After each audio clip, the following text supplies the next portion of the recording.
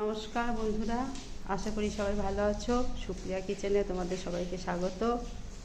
তো দেখো, আজকে আমি বানাবো আলু চিংড়ি। তো তার জন্য এখানে চিংড়ি মাছটা আমি আগে থেকে ভেজে রেখে দিয়েছি, আর এখানে আলু নিয়েছি।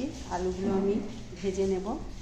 আর মশলাতে নিয়েছি পেঁয়াজ কুচি, রসুন বাটা, আদা বাটা, কাঁচা লঙ্কা, টমেটো কুচি, নুন হলুদ দেবো, দিয়ে আমি রান্না করব। তো প্রথমে আমি চিংড়ি মাছটা ভেজে নিয়েছি, এবার আমি আলুগুলোকে ভাজবো। তো দেখো, তেল আমার গরম হয়ে গেছে। এবার তেলের মধ্যে আমি আলুগুলো দিয়ে দেবো। আলুগুলো ভালো করে কষিয়ে নেব।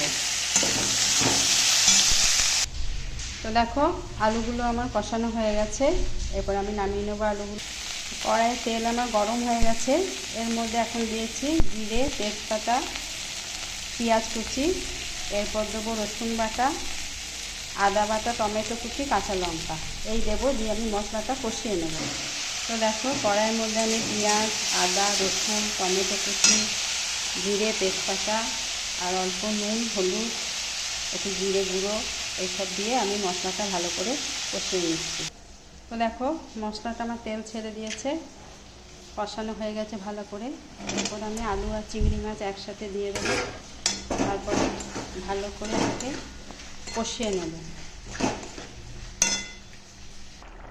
তো দেখো, আলু চিংড়ি আমার রেডি। এরপর আমার নামিয়ে নেবো আমি, তারপর সবাইকে সার্ভ করব। তো আমার রান্নাটা বা আমার ভিডিওটা কেমন লাগলো তোমাদের অবশ্য কমেন্টে জানিও।